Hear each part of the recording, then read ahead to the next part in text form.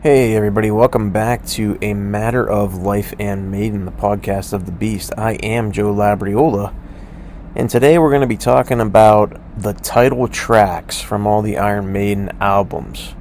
Now, every album doesn't have a title track. There's 17 studio albums deep in the Maiden catalog, but there are 4 records that don't have title tracks. So the first one would be Peace of Mind. There is no song on that album that's called Peace of Mind. Now, in Still Life, there's a line where he says, to give me peace of mind, Bruce, right? But that doesn't count. The name of the song is Still Life. So we're not going to do stuff like that. So Peace of Mind doesn't have a title track. The X Factor doesn't have a title track. Virtual 11 doesn't have a title track. And A Matter of Life and Death doesn't have a title track. So those 4 records aren't going to be included in this conversation. We're going to rank here from the weakest, in my opinion, to the strongest. We'll talk a little bit about, who co-wrote, some highlights of each song, and then reasons why some of them are just not quite as good as others. So let's start off with the weakest, in my opinion, and that's going to be coming in at number 13 with Satellite 15, The Final Frontier.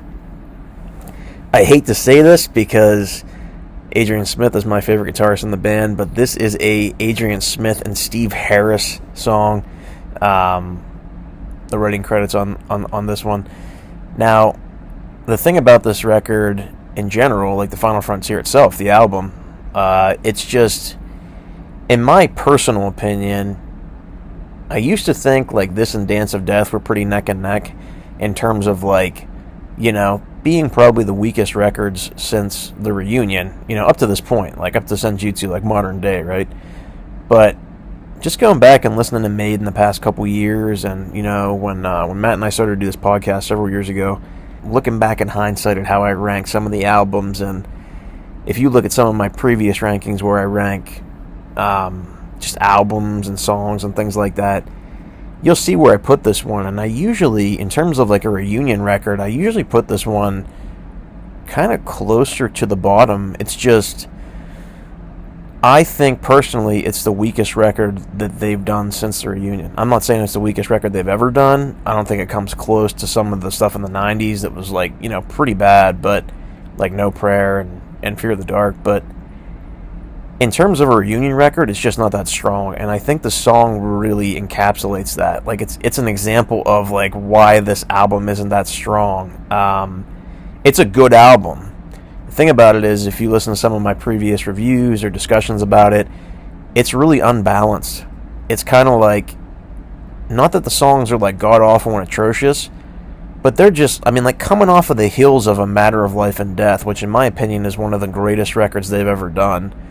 Modern day, it's like, it's up there, and in some cases it outshines even some of the 80s material in my opinion. So like, coming off the heels of that record, and as powerful as that was, like, it's understandable, but the Satellite 15 section of this song is like really catchy and different and experimental sounding and really progressive.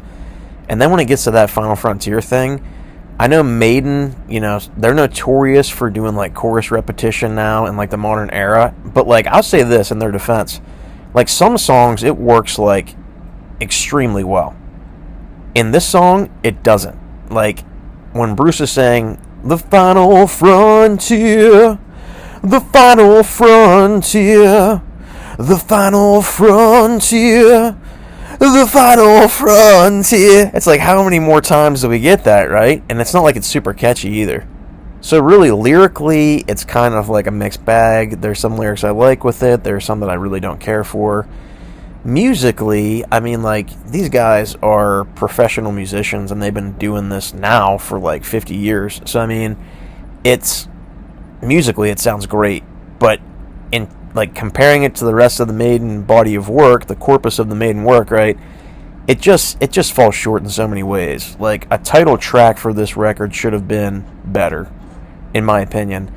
It's just not, and that's the thing. Like, it's just not one of those title tracks that like grabs you, or like I said earlier when I was talking, like prefacing like this song and this record, it just like doesn't set the tone. Like, it doesn't set the tone for the record. And that's another thing with this song and this record. Like, the tone isn't set until you get to, like, Isle of Avalon. And then the record really takes off. And that's a shame. Because you kind of get, like, these, pretty decent songs throughout. This one's kind of like a dud. Honestly, this might be the worst song on the record. That or, like, Mother of Mercy. Like, those two, it's just not very memorable. The Satellite 15 part, I think, was cool. But, like, they should have went more in that direction. Instead of, like, the more, like, upbeat, popular sounding, Final Frontier section of the song. Highlights of it, though, like the solos are amazing. Davey's solo and Adrian's solos are mind-blowing as usual. And that, for me, is honestly the highlight of the song. It's the first song on the album. It opens it up. And it's 8 minutes and 40 seconds long. But it's 8 minutes and 40 seconds of a lot of persistent repetition. I mean, I know Maiden's trying to be progressive, and I love progressive Maiden, but, like, this song, like I said, if you were going to make a song that was 8 minutes and 40 seconds long, this song deserves so much more attention and more polish on it. I just didn't think... I think it falls flat. It just didn't hit the mark. Moving on from Satellite 15, The Final Frontier. Wow, see, this is where it starts to get a little difficult. Not that Satellite 15, The Final Frontier is a bad song, and, like, I hate to do this, but, like, the title track for No Prayer for the Dying comes in next for me. And this is the third song on the record, and there's 10 songs on No Prayer. This one's just strictly written by Steve. And, I initially was going to put this one last, but there's just something about it. I don't know what it is. I don't know what makes me put it in the slot, number 12. There's nothing, like, super crazy about it or super memorable about it, but it's, like, it's kind of catchy. There's a lot of emotion in it, and I think this is one of those rare occasions where it is one of those things that really defines the record. Like, I think a title track should define an album. Like, it should be like, hey, look, this is what this album's about.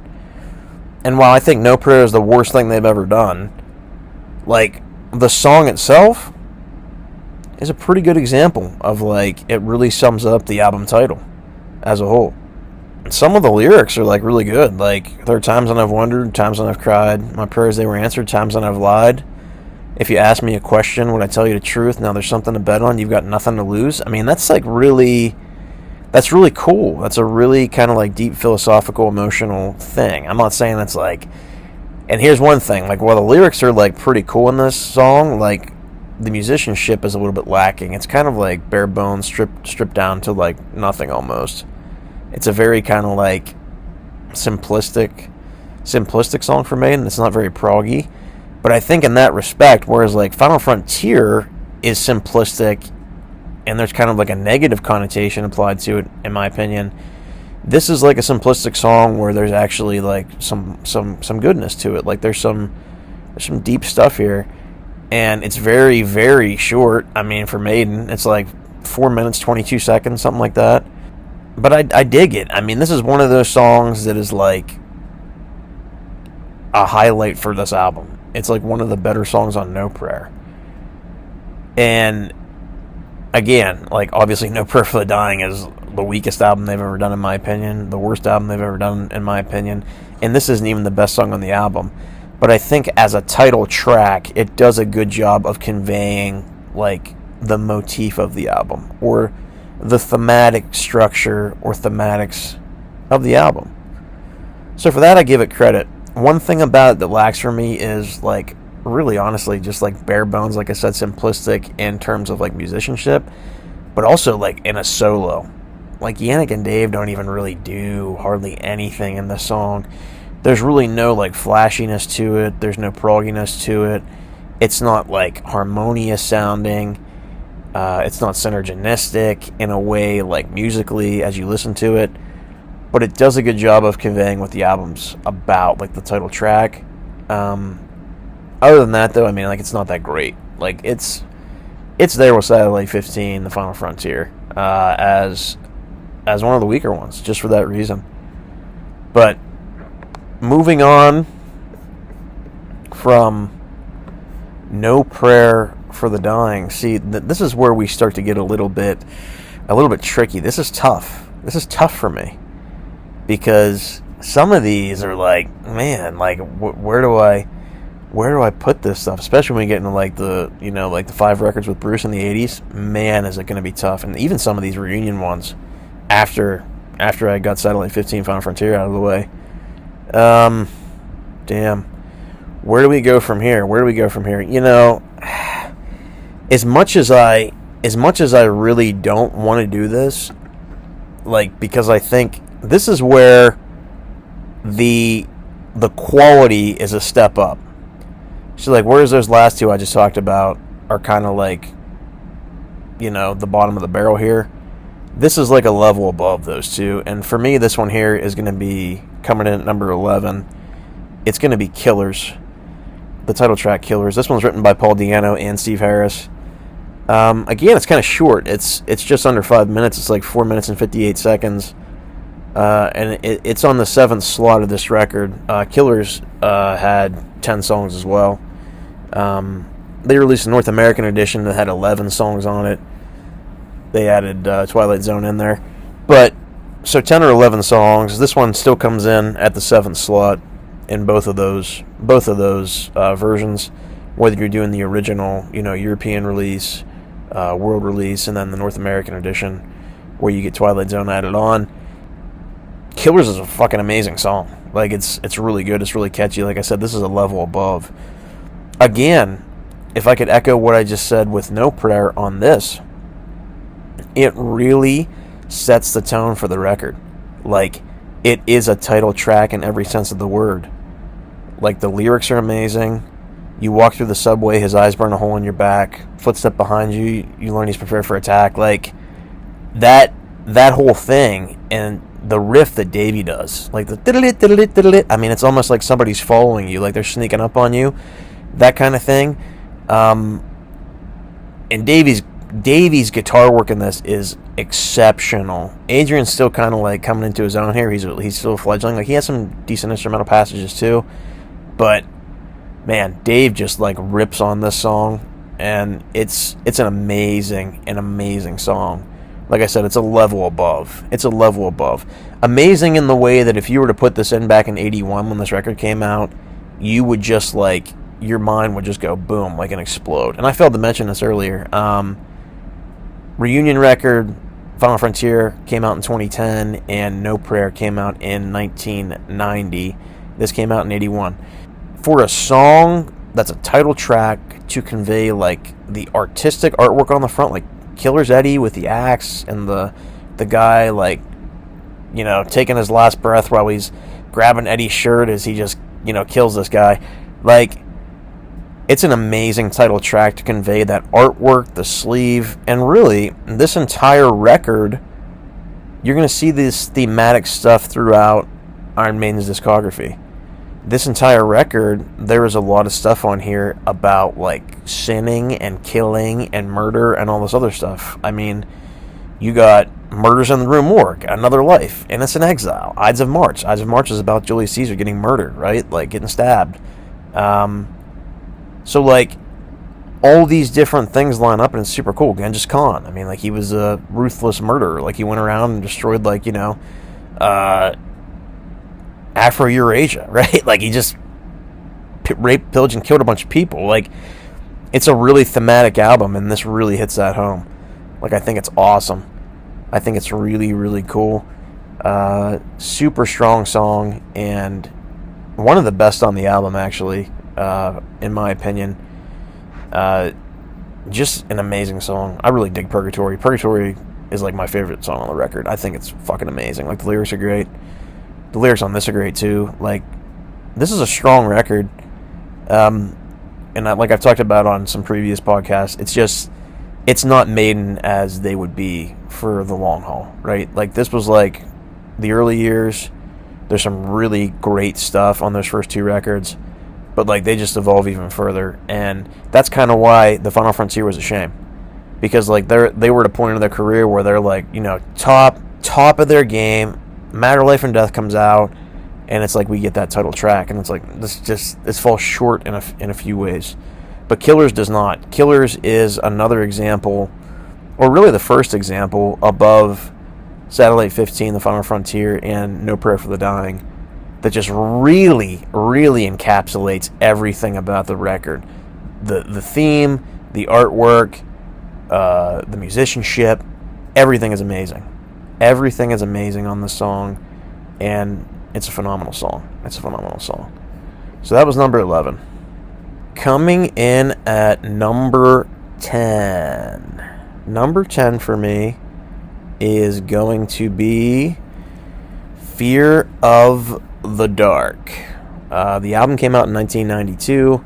It's the last song on the record, so it's like the epic closer, which Maiden will do with a lot of their stuff in the 80s, and like modern day, since their reunion, they do that. They'll have like this, at least one song, two songs, and for the past couple records, 3 or 4 songs sometimes or more that are just epic, like in a row, to close the record out.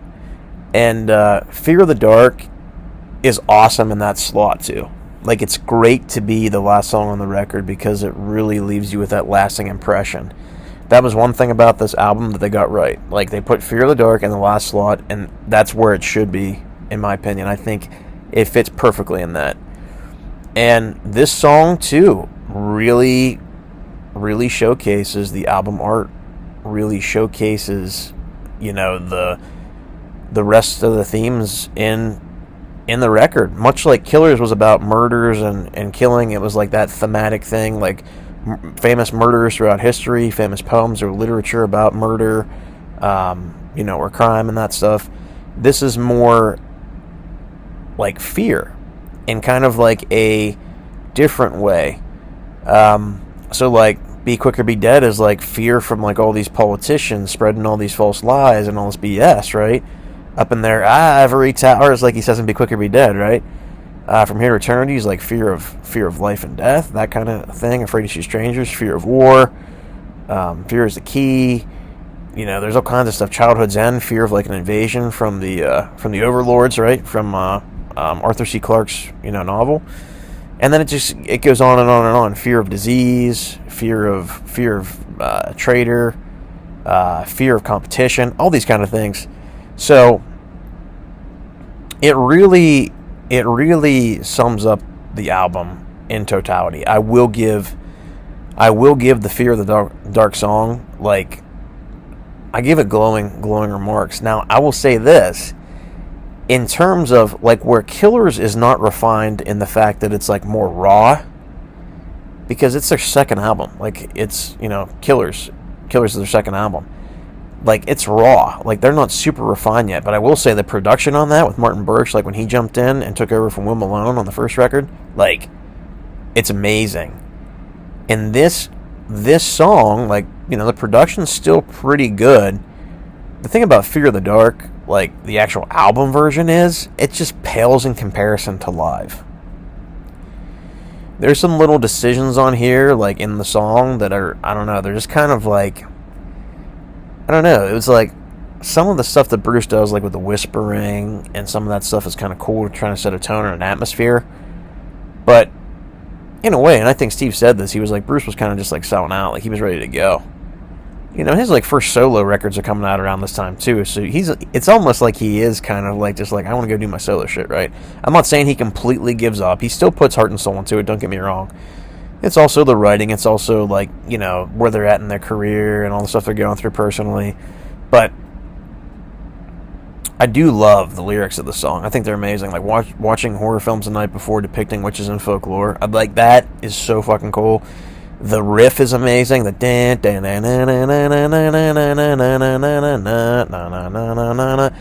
really atmospheric, and then into like the really slow, like delay, like,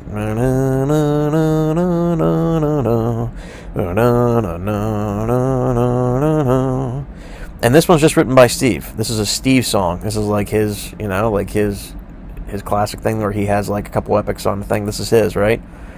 One thing about this too is like Adrian's gone, so like Yannick actually steps up, and I gotta give him credit.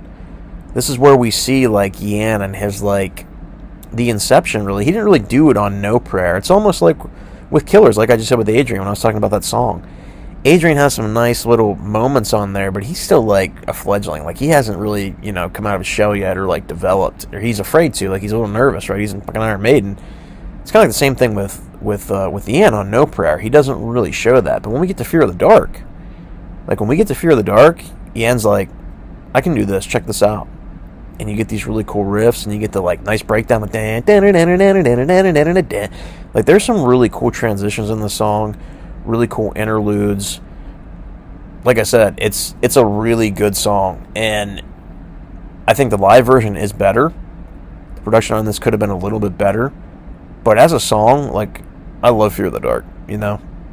Like, I love, like, when Halloween comes up, and, like, I'm thinking of, like, you know, goblins and ghouls and ghosts and, you know, all that shit, like the cool stuff when you're a kid, and, like, costumes and trick-or-treating and all that. And you want to watch, like, the old slasher movies, like Jason Voorhees and Freddy Krueger and Hellraiser and Michael Myers, Halloween. Like, you listen to Fear of the Dark. Like, and it takes you there. It really does take you there. So in that respect, I got to give it credit. So that's why that song for me is in the 10th position. But moving on from Fear of the Dark, man, see here, damn. Like, I'm sitting here looking at this list, and I'm like, because I have some of the stuff, like, it's like neck and neck, right? Like, that was easy. That part there was easy. You're like, yeah, that was easy. When we get to some of these other ones, man, it is freaking tough. Damn. Next for me at number 9 is going to be Iron Maiden. The original title track. It's on that same level as Fear of the Dark and Killers. Like, it's just a song that really fits the album artwork. Now, this one, too, is a little bit above those for this reason, really. I mean, it is the first title track you ever hear, and I love what they do with it. It's like an anthemic song about who they are as a band and what they're going to do. You know? Like, Paul's vocals.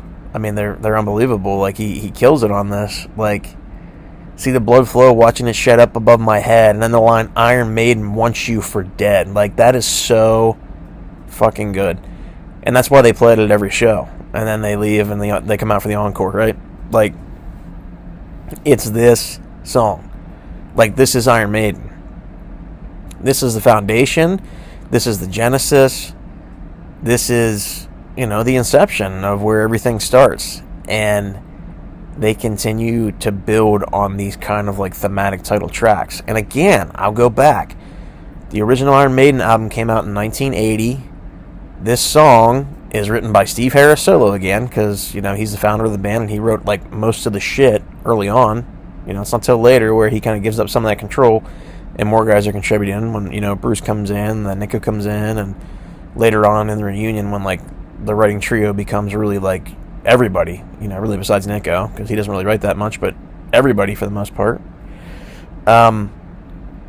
This is the beginning, and they tell you everything that they're gonna do, and they talk about who they are, they talk about what they're about. Hey, this is who we are, we're front and center, and we're gonna rock you.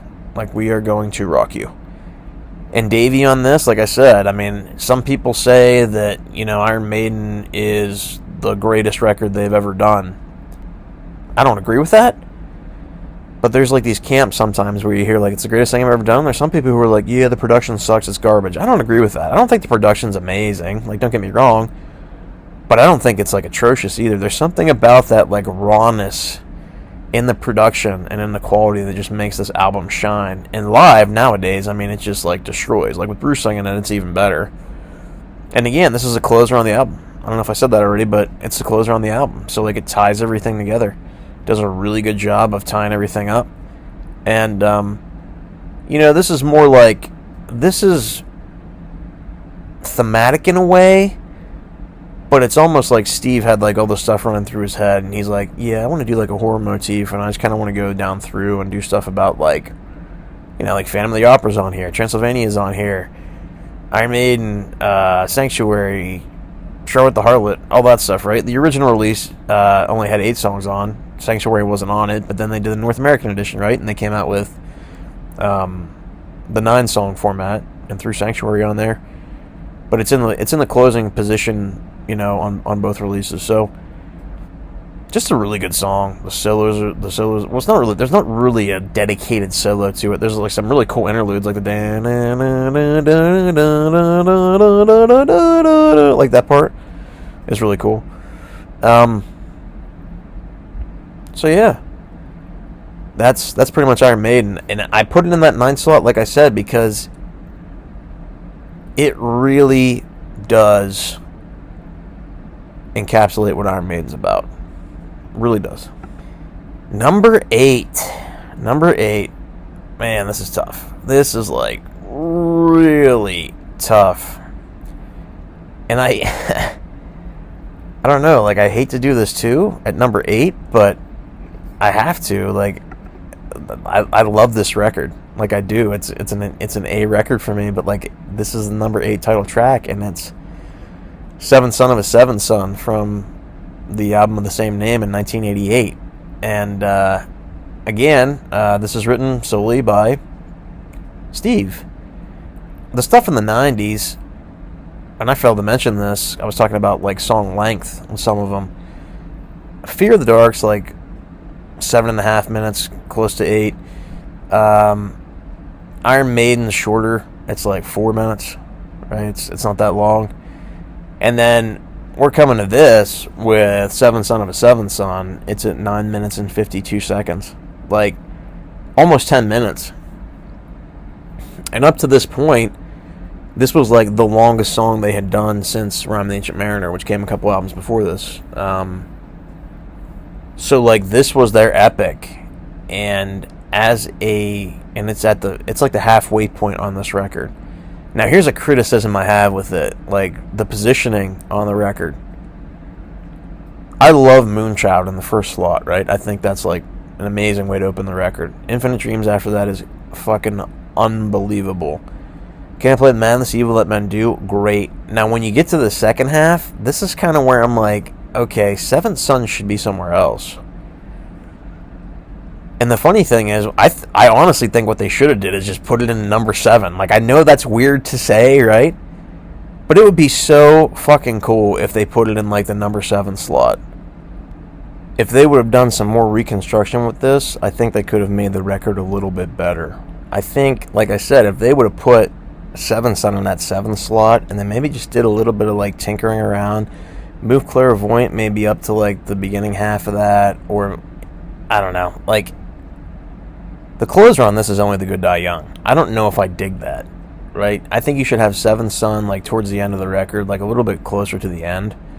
It's cool because, again, if we're looking at, like, cassettes or, like, vinyls, this is side 2. So to open up side 2, you get, like, the title track, which I get. Like, back then, it's different ballgame now. We can just, like, listen to everything in MP3 format or just, like, stream it in concession, right? We don't need to, like, get up and turn the vinyl over. I mean, I have all the studio albums and all the live stuff and, a bunch of the EPs and shit, like, on vinyl because I love the band. Like, I have everything that they've done, right? Like, everything that they've done, everything they've touched, I try to get my hands on. But back in the day doing this, it's just, I don't know, it's a weird position. Like, I just don't think it should have, I think it would have been stronger somewhere else, like, towards the end. Like, I don't know. The thing about this record, though, that is a strength going forward is it's conceptual. This is their only concept album.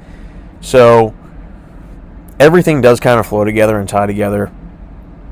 The song does a really good job of explaining what the whole Seventh Son motif is about, and, like, it does really tie into every single song on the record. So for that, I will have to say. Whereas all the other albums I kind of talked about previously were more thematic, this is, like, conceptual.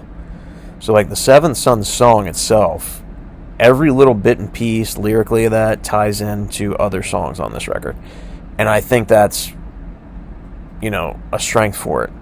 However, like I said, the positioning just, I don't know, it could have been somewhere else. Another thing about the record is that chorus, like, Seventh Son of a Seventh Son, Seventh Son of a Seventh Son, Seventh Son of a Seventh Son, Seventh Son of a Seventh Son. I like that. I don't know. I get it. But that's a weak point for me. And really, this is one of the more instrumental epics they did. Like, lyrically, there really aren't that many spoken words or verses in this, I love when there is. Like, I love the beginning with Bruce, like, here they stand, brothers them all the sons divided they fall. I love that whole, that's amazing. Here awaits the birth of the Son, the seventh, the heavenly, the chosen one. And then he's, oh, like that whole, like, just chanting kind of like thing. That's neat. But I think in terms of, like, the 5 records from the 80s with Bruce, in terms of epics from those records, this is, like, my least favorite. I think it's super strong, don't get me wrong, but, like, it's just not as powerful as, like, you know, How Would Be Thy Name, as To Tame the Land, as Rhyme, as Alexander the Great. I think this is even less than that. So, like, that's where I'm at with it. Musically, it's unbelievable. The interludes are ridiculous. Adrian's solo is amazing. Davey's solo is amazing. Like, the singing, Bruce sounds amazing, but, like, it's just that repetition and that chorus that just, like, takes it down a notch for me. I think they could have did a little bit more with that or expanded upon it a little bit more. But, I mean, like, you know, that's what they're thinking at the time. It's what they're doing. It's what they decide to do. It's how they produce it. Steve's like, this is how it sounds. This is what it's going to sound like. So, I mean, I get it.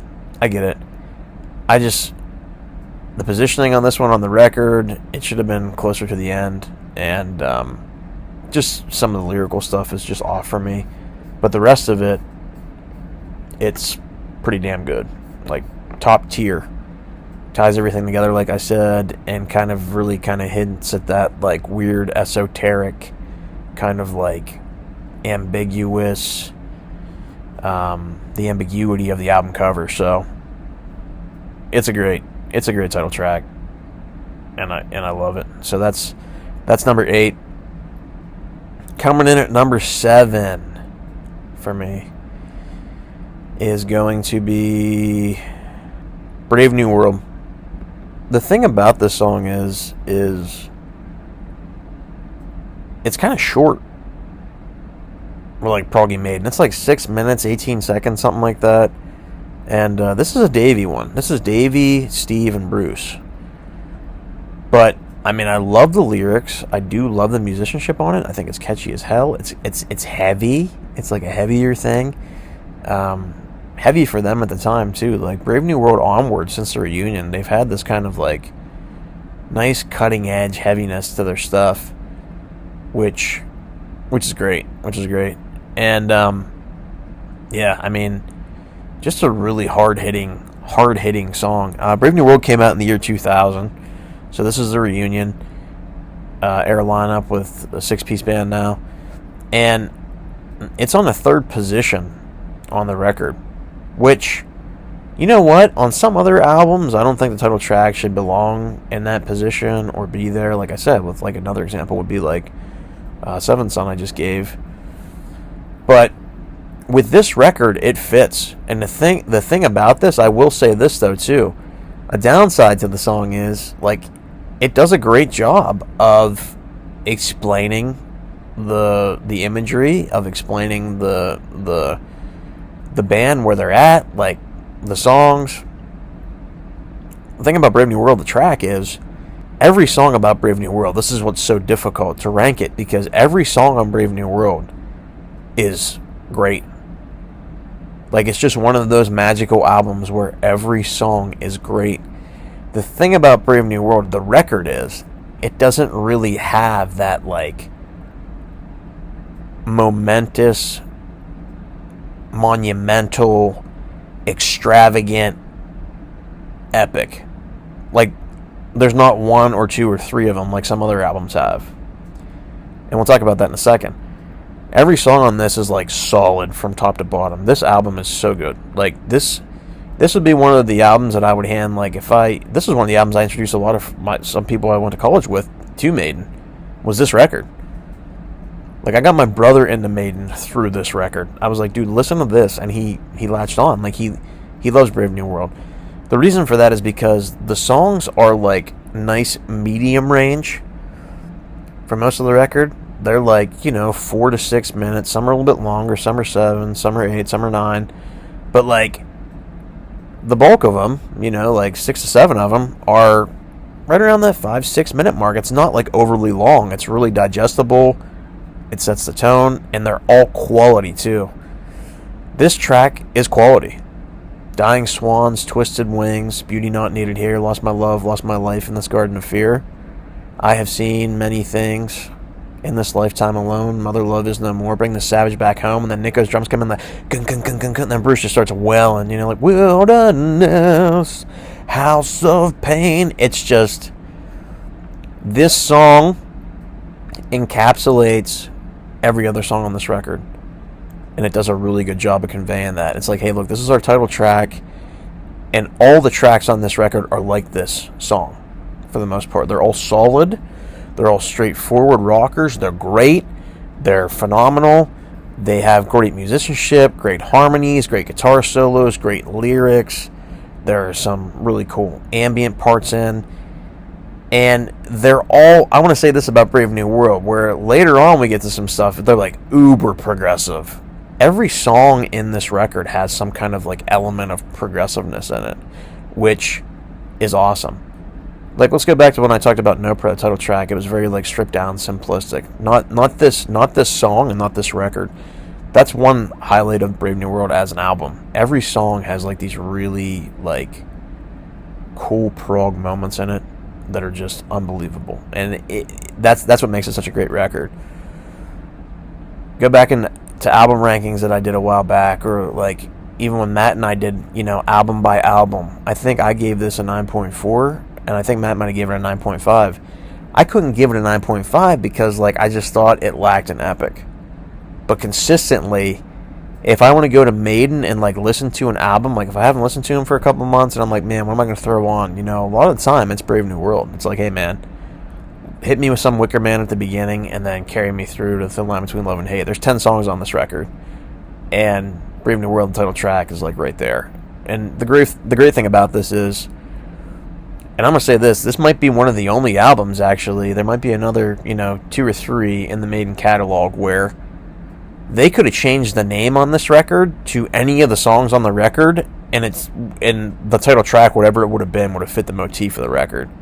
I can't say that about like a lot of other albums. Like this album could have been called like Blood Brothers, and it would have been amazing. This album could have been called Dream of Mirrors, and it would have been amazing, right? Like this album could have been called Out of the Silent Planet, and it would have been amazing.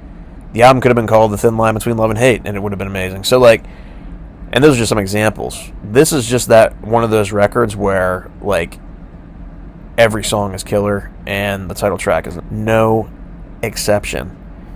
And this is Davey. This is like cream of the crop Davey reunion shit. Like his stuff, like his solo on Brave New World, it's sickening. Like it's one of his coolest solos.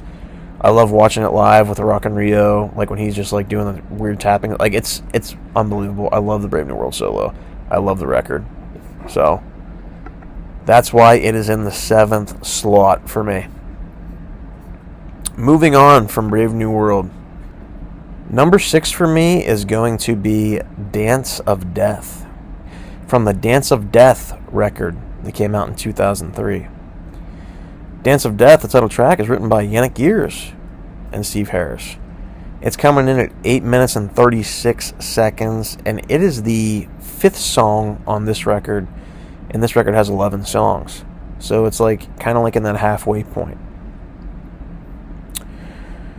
To contrast this between like Seventh Son, back in the 80s they only did like 8 or 9 song records. When they come back in the reunion, they're doing like 10 or 11 song records, just because CDs and all that stuff, and the media can just hold more minutes. You can record longer, right? There's more tape, so the songs are a little bit longer, and they have room to kind of mix and match a little bit better, after the 80s and the 90s. So where it fits on this record is actually really good, and this is one of the things, like I said earlier, where this kind of separates. I used to think that this and Final Frontier were like neck and neck, and they are in terms of like a rating standpoint, if you include artwork and stuff, but musically and like cohesively and consistently, I think Dance of Death is just like a little bit better.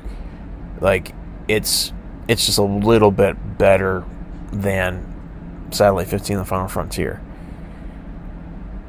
it's kind of a step down for Brave New World as a record. Now, the title track, I want to say this, whereas every song on Brave New World was like solid, like I mentioned, this is one of the songs, and like you'll see this with this record, the songs on this that stick out are like some of these epics. So like this is one of them, and I'm just going to hit this real quick.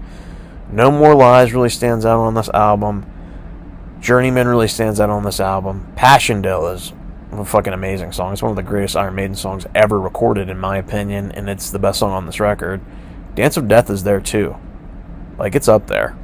Like, the three best would probably be Passchendaele, Journeyman, and Dance of Death, in my opinion. Passchendaele's the best, and then probably Dance of Death, and then Journeyman, and then No More Lies, right? Like, this is what I was kind of talking about with Brave New World. This is a good contrast.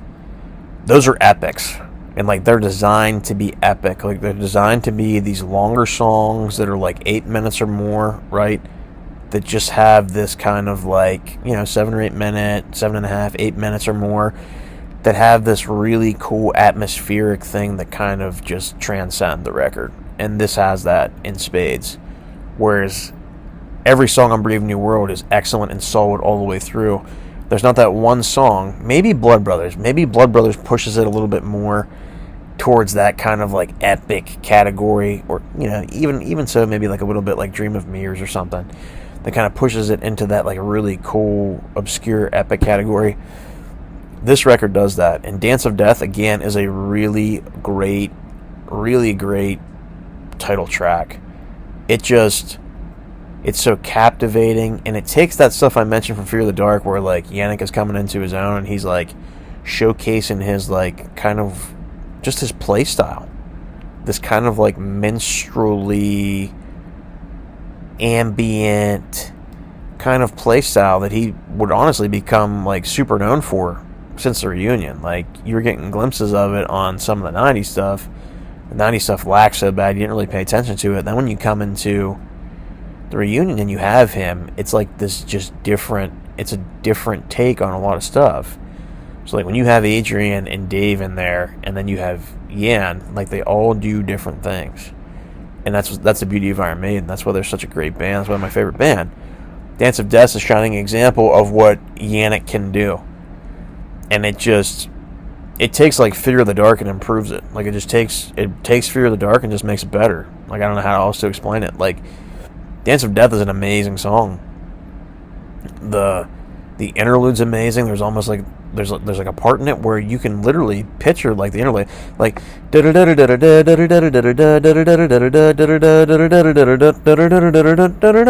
like that part.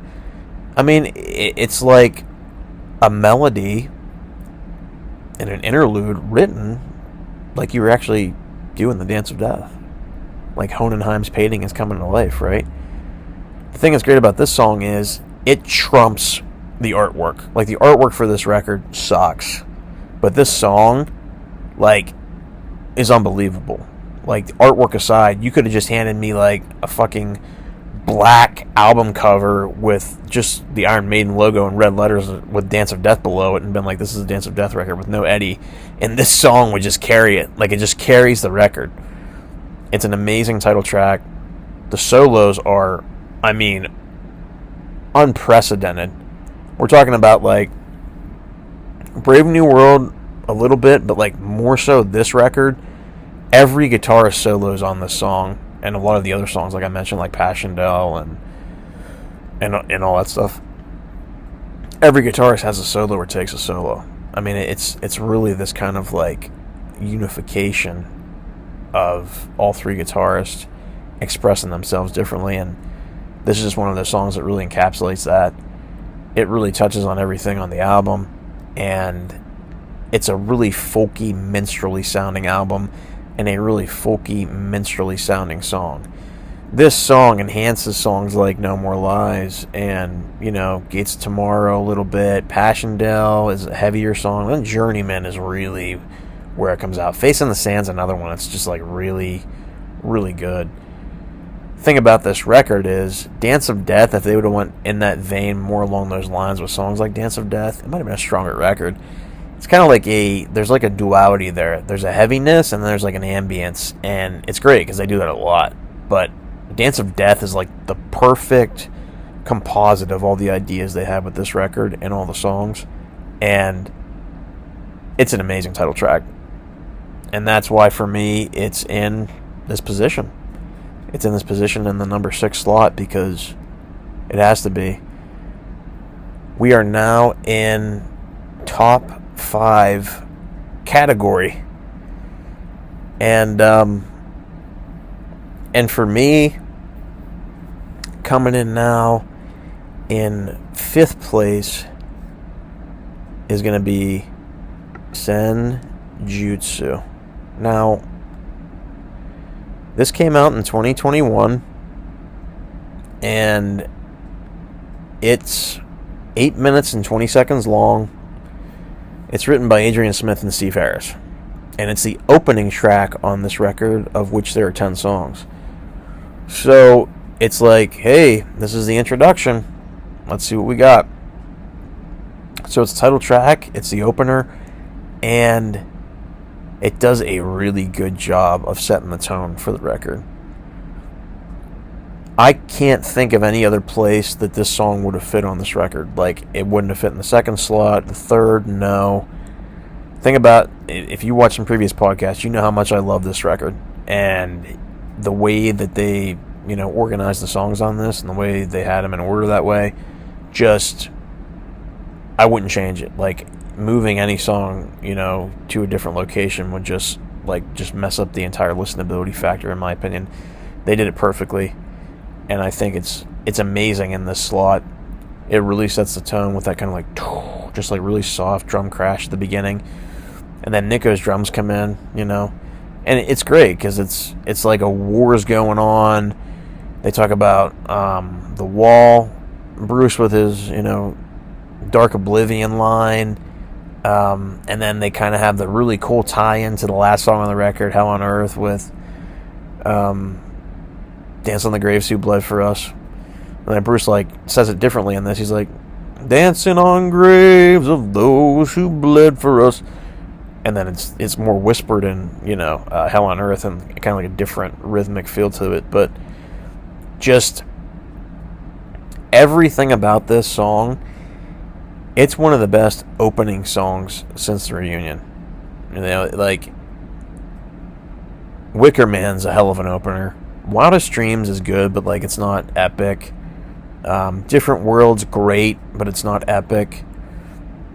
I already talked about Satellite 15, The Final Frontier, which happens to be the title track and the opener. It's not memorable.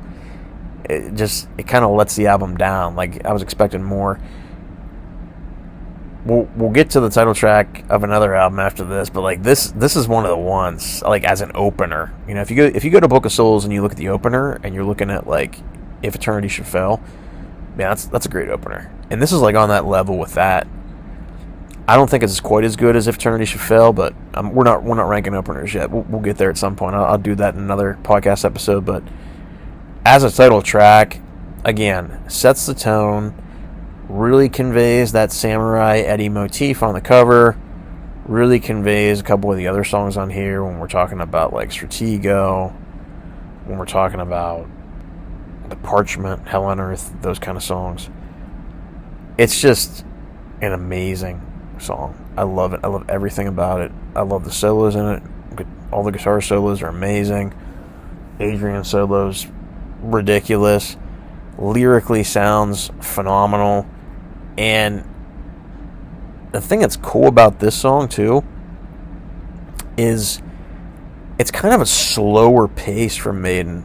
Not that it's slogging or sludgy or doomy or any of that stuff, but just the way that it's written and how it goes. I mean, it's like a clock, right? It's like the inner workings of a clock that are just ticking, tick, tick, tick, tick, tick, tick, right? Whereas an opener like Wicker Man, let's say, is if you were counting to 10, it'd be 1, 2, 3, 4, 5, 6, 7, 8, 9, 10. That's the speed, right? Just the way this is 1, 1,000, 2, 1,000, 3, 1,000, 4, 1,000. It's consistent and it's strong and it's driving, but it has this kind of slower feel to it, but I think it fits the song, and I love it. An amazing opener, an amazing title track, and one of the best title tracks since the reunion, one of the best openers since the reunion. So that was number 5, Senjutsu.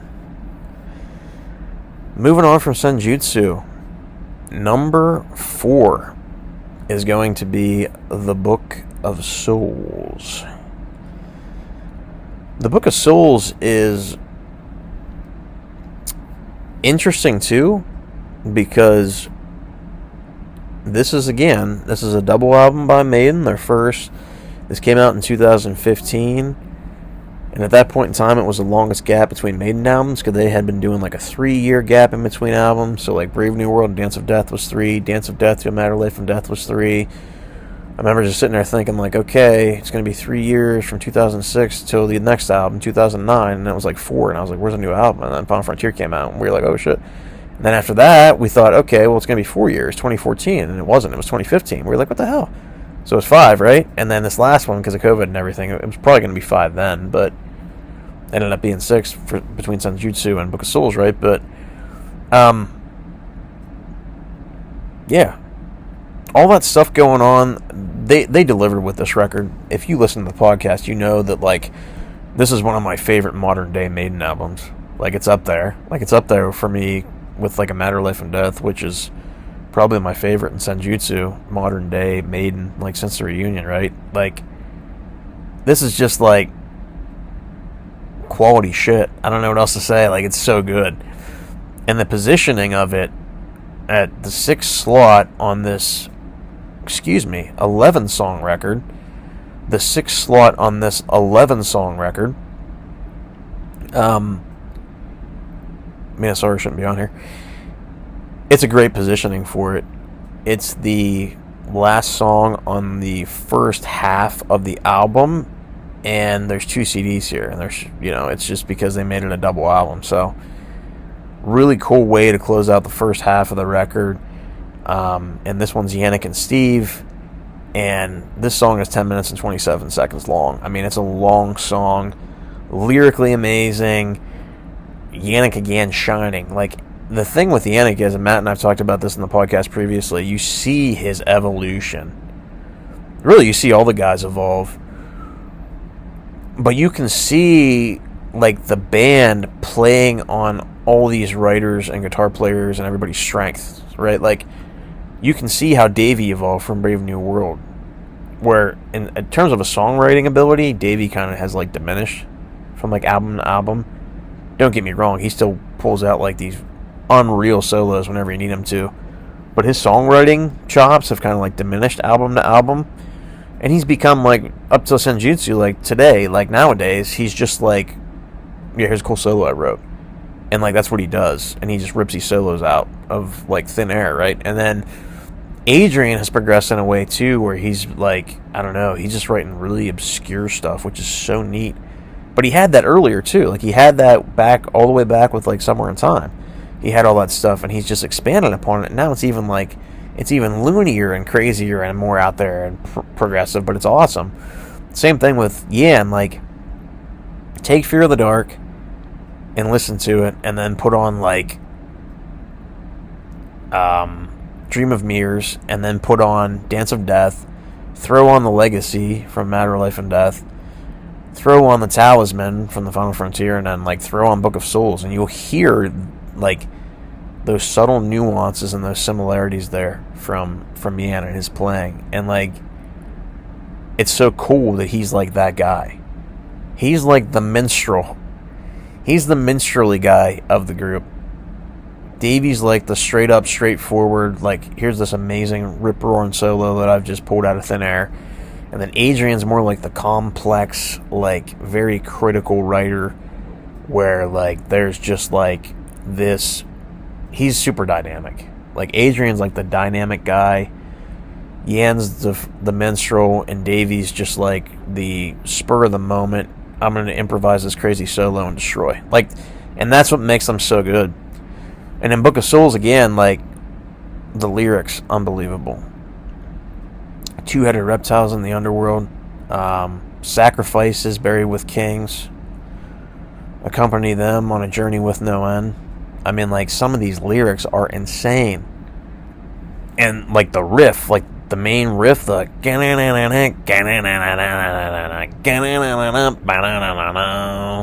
super heavy, super dynamic, super minstrelly. Matt has said this before in the past, and this is one of those songs. Some of the other title tracks I've mentioned too. You can't do this song with 5 guys in the band. You need all 3 guitarists, and that can pretty much be said from the reunion forward. You need all 3 guitar players in this band now to do these kinds of things. Like, the arrangements for these songs require all 3 guys. And they all bring a different flavor, and that's the beauty of it. And again, like, there's everybody solos. Everybody has their place. Everybody is united again. And this is just one of those songs that not only does the cover justice, but from, like, a historical standpoint, this does, like, Mayan civilization justice, this song. From what they talk about with, like, medicine men and mass exodus and plant life getting destroyed and, like, people bringing fever over and killing off, like, all these different indigenous people. Like, it is amazing. It's an amazing song for an amazing album, and that's why it's coming in that slot, in that position at number 4. It's ridiculous. It's ridiculously good. Everybody kills it on this. It's just a team effort, amazing song, and, like, Yan, again, he's the writer. He's the one who comes up with the really cool, like, acoustic-y, minstrelly passages that create this and then allow people to piggyback off of it. Like, he's just really good at that. And an amazing song for this record. Perfect in that slot at number 6. We'll talk about, there's another epic that closes out the second half, which is Empire of the Clouds, which is Bruce's, but from a title track standpoint, it's flawless. It's an amazing song. Amazing. Absolutely amazing. Now we're at the top 3. The top 3 Maiden title tracks of all time, in my opinion. Coming in at number 3 for me is going to be The Number of the Beast. Some people might criticize me and say that this one should be number 1, but for me, it's at number 3. This is Steve writing this one, by himself. This is early, this is early Maiden still. This is like 1982. Bruce just came into the band. It's Steve's still the boss, and then after this, Bruce kind of like, was like, I'm the front man, right? So this is such a good song. It's a classic Maiden song. It takes you back, like, nostalgia-wise, to the new wave of British heavy metal. It transports you back to 82. When I listen to this, like, in my head, I just see the music video. Like, it's one of those songs that has this really cool... It makes me feel like I lived in 82. I wasn't even born until 1986, right? But it makes me feel like I was there. When I hear the song, it's like one of those ones that transports you back to the 80s, transports you back to that time. Like I said, new wave British heavy metal. It's the 5th song on the record. There's 8 songs on this originally, and then they throw in Total Eclipse on the Japanese edition, which then became like the definitive edition later on down the road, right, with all 9 songs on. So it's in the same slot on both at the number 5 position. Wow, what a great positioning. Number of the Beast is an amazing record. Everybody knows it. It's like one of the quintessential heavy metal albums ever from any metal band, or the quintessential heavy metal album. So as a title track, it conveys everything you would expect. Thing about it is, it's not prog Maiden either. Like, I give it credit for being a foundational, but like I said, we're still kind of in that, like, space. The funny thing about Number of the Beast is the songs on this are honestly, truly rather short. Like, it's kind of a short record. It's not really that long. Like, the original release wasn't even 40 minutes, and I think when they added Total Eclipse onto the remastered release or the definitive release, right? It's like 43 minutes or something like that, 44 give or take. So like, it's not a super long record. Most of the songs on this are like 3 or 4 minutes. There are a couple that are 5 or 6, but the majority are like 3 or 4 minutes. There's a couple that are 5 or 6, and then Hallowed's like 7, a little over 7 minutes. Hallowed feels like a 10-minute song though, because there's so much stuff packed into it. Same thing with Number of the Beast though too. It's a 4-minute 25-second song, but it feels like it's like when you listen to it, because it takes you back to the 80s and it transports you to that kind of like occult questioning stuff, like trying to understand cryptic messages and the occult, and what is evil about, what is good about. Like it's like this, it's honestly just like this kind of like critique on life, like what's good, what's bad, what's in that 4 minutes and 25 seconds. When you listen to that song, I mean, it feels like you are like just concentrating on reading a book or something for like an hour or days. Like it's in a good way. Like you're so engrossed in that song, it just makes you feel like that. And that's what's so epic about it. The beginning with just the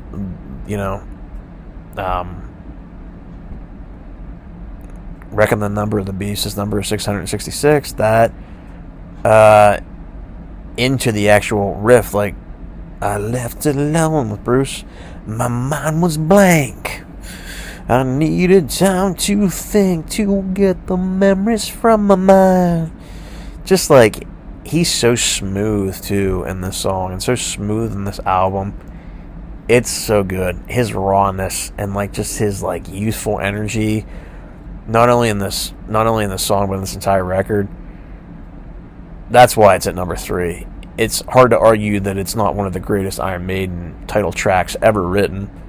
And the chorus is killer.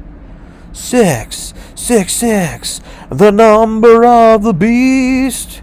Hell and fire was born to be released. I mean, it's just torches blaze and sacred chants were praised. Like, as they start to cry, hands held to the sky. In the night, the fires are burning bright. The ritual has begun. Satan's work is done. Some amazing lyrical writing by Steve on that, right? And then just the killer lyrics by Bruce. Him singing them, like his voice. I don't know. Like, it's just, it has to be number 3. Like, this is, like, these top 5, and if I go back to, like, the top 8 or 9, like, they're just so close together. They are unbelievable. These title tracks are sickening. Especially these top 3, like Number of the Beast and the next 2 we're going to talk about, they literally, like I said, just transport you back to a place where, like, it's almost like everything was great. Like, I listen to Number of the Beast and I'm just like, man, I wish I lived at this time period where the world was just a better place, right? Where everything was cool. It just takes you back, and it's just one of those songs. Solos are amazing. Davey fucking destroys. Adrian's everything about it is top quality, A+++ material, and that's just it. That's just it for me. Number 2, Power Slave. Power Slave from the same named album in 1984. This one is just written by Bruce. Bruce wrote this. Lyrically, probably, and then the other guys came in and kind of like added their instrumentation to it, but man, Power Slave is such a fucking amazing song. It's coming in at 7 minutes and 12 seconds. This song is gargantuan, and I use that term to describe the album itself many times, like in past podcasts, and to this day, like, it's gargantuan. The album's gargantuan, the song is gargantuan. Again, just a reflection of everything. Just like Number of the Beast, like I said, like the album cover with Number of the Beast and everything, that song, that title track, I mean, to a T. Same thing with this song. It's just sets the Egyptian motif up on the front cover, like, flawlessly. Into the Abyss I Fall, the Eye of Horus. I mean, come on. Into the Eyes of the Night, Watching Me Go. Green is the cat's eye that glows in this temple. Enter the risen Osiris, risen again. Like, and then some of those little like dynamic shifts, like the dan, dan, dan, dan, dan, dan, dan, dan, dan, like that whole part, and the riff, the main riff, the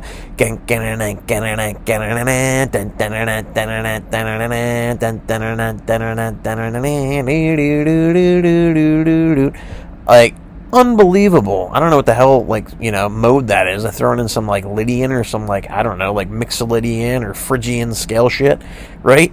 When they're playing that, it's unbelievable, and one of the greatest. I love Power Slave. I would never get sick of hearing this record, or never get sick of hearing this song. And like I've said in some previous podcasts, for the longest time, this was like my favorite album. I wore this album out. This, A Matter of Life and Death, like for the 80s, this, and we'll get to the next one that I wore out like non-stop, this and the next one. And then, for like the reunion shit back at that time, it was like Brave New World, Dance of Death, and when Amalak came out, I beat the shit out of Amalak because I loved it so much. Same thing with this record. Like, it's the one that I can put on to this day and just headbang to and just, like, get into it. And like I said, it takes you back to that time. The lyrics are killer. Davey's solo is ridiculous. The interludes are amazing. Adrian's nice little niches and touches on it are phenomenal. Like, yeah, H has, some solo antics too, but like Davey's solo on this is fucking mind blowing. It's a perfect song. Like I said, these top three are just like, man, I don't even know where to begin with them. Like, you have to listen to the songs. You have to listen to these songs. Like, they will literally blow your mind. This is like stuff of legends, literally. I mean, like, I can sit here and talk about a million different classic rock bands and metal bands who have churned out stuff like this memorable. Where, like, every single note, every single movement, every single thing about these songs are perfect.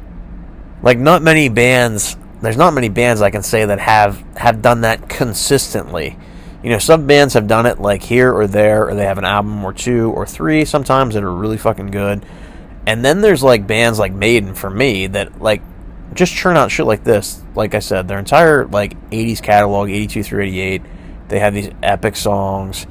Same thing from the reunion. Like, they're just amazing. And taking the flavor from this and then like sprinkling that into whatever concoction they've developed, or whatever kind of like brew they're making in some gigantic iron cauldron somewhere that just like gives them like this whirlpool of creative energy and like this complexity and this synergy. I don't know where they get it, but this is the song. And like, so is like Number of the Beast. But like Power Slave, I'm just sitting here thinking about it in my head, like it's playing in my head, right? And man, the complexity, the versatility of it, everything about this song. 7th slot on this record. It's the penultimate. It's right before their big, 13-minute, 45-second rhyme, and it sets the tone for that song. Like, it sets it up perfectly. It rolls into that perfectly. Like, Power Slave, the record, we're talking about like the big four. Ace Aside rolls into 2 Minutes to Midnight, and then you have these, next couple songs that are like fucking unbelievable. And then you get Power Slave and Rhyme at the end. Like, those two. This is kind of where that like 2 tandem crusher is coming in. This is where they start doing like a crusher at the end, where it's not just one epic, it's 2 anthems that destroy, like in a row. 2 anthems and like epics that will just crush.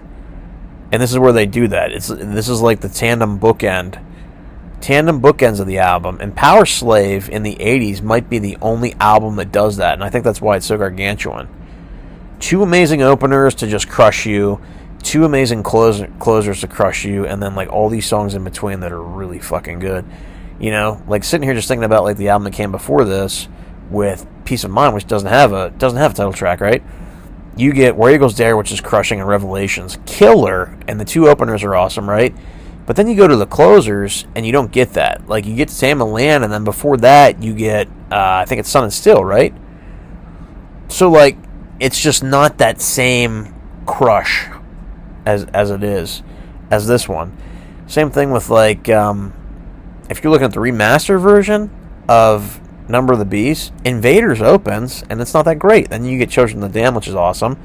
But then it closes with, you know, with the rematch, you get Total Eclipse and How to Be That Name. But before that, it was what? Gangland? Like, that song in the house, that's not a good transition, right? Where this is like, we're going to kill you at the front, blow your mind, and we're going to destroy you at the end with these two. And perfect positioning with this record too. I wouldn't change anything on this album. I think it's just perfectly stacked the way it is. And man, Power Slave. When I listen to this record, I have so many memories with it. So like, but for me right now, just thinking about it, I literally just picture me walking into like a record store and just picking up the CD and being like, "What the fuck is this? This is so cool." And then the song playing in my head. Right? I remember when I first started listening to it and like really getting into it when Power Slave came on, I just pictured like the cover. I just pictured like Mummy Eddie. And you know, then later when I saw Somewhere Back in Time, like I pictured like me sitting there like watching them perform. But like, man, what an amazing song. Number 2, Power Slave. Perfect. And that leaves one more. Number 1 for me, the best title track, in my opinion, that they've ever done. Caught Somewhere in Time from 1986's Somewhere in Time. This one was just written by Steve. 7 minutes and 22 seconds in length. So, like, kind of around that Power Slave mark, right? These 7-minute songs. But they're getting a little bit longer from what they were in the early 80s, right? We talked about, like, they had, like, a couple, you know, 4 and 5 minuters, maybe a 6 minute here. Now they're, like, 7 minutes, not 8 minutes, you know, like, moving up higher, closer to the 7 or 8 minute mark. And I think from the 80s, this is actually the longest record. I'm pretty sure Somewhere in Time is the longest record of the 80s. 8 songs on this one. And that's how it has always been. There hasn't been, like, an extra song like they had on, you know, Iron Maiden or Killers or Number of the Beast. They didn't put on the original release. Like, it's been consistent. So, Peace of Mind was that way. 9 songs on that. You know, Power Slave, 8 songs. This 8 songs. There was no changing. So, but it's the opener. It's the opener on this album, and it delivers in every single facet. I mean, every single fucking facet.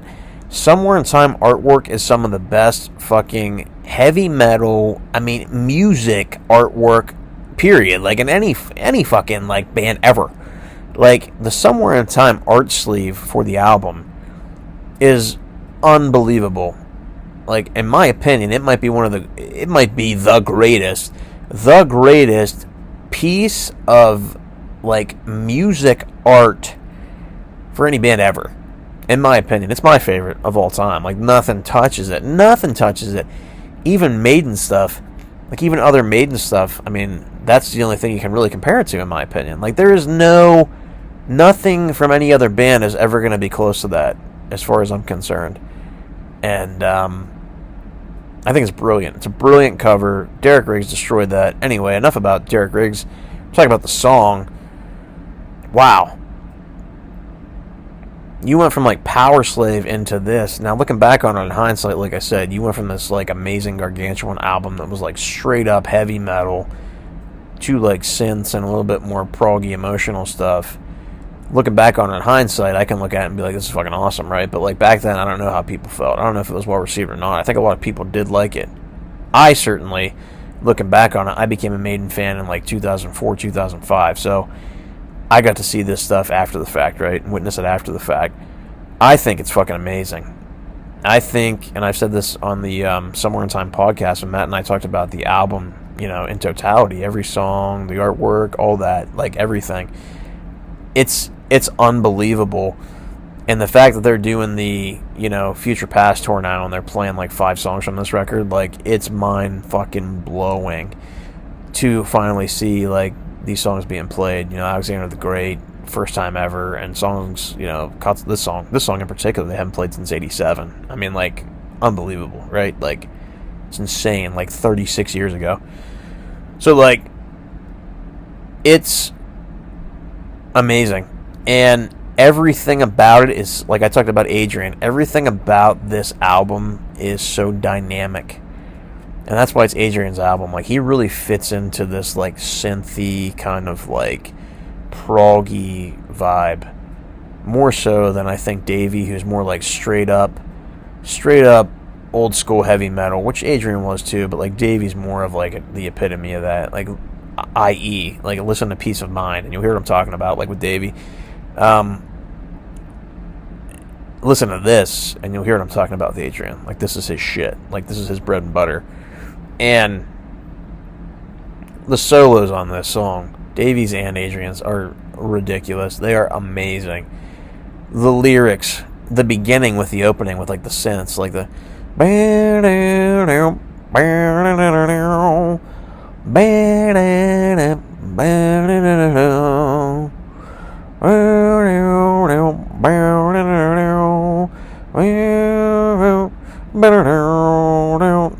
and then it's great because, like, then there's a harmonized version of it with, like, 2 guitars that are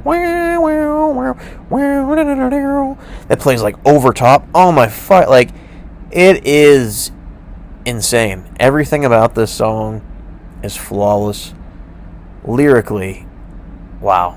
I don't even know where to begin. If you had a time to lose, enough amount of time to lose, would you care to take a look, or can you read me like a book? And then Bruce's vocals, like, time is always on my side. The chorus, caught somewhere in time. Now, granted, it's repetitive a little bit, but it's not like Seventh Son of a Seventh Son. It's more dynamic in a way. Repetitive, yes, he does say caught somewhere in time several times, but there's so much more dynamic interlude, time changes, different pieces to this that, like, honestly, you don't even notice it. Like, it kind of just blends in perfectly with everything. This song, the musicianship on it's flawless, lyrically amazing. The interlude,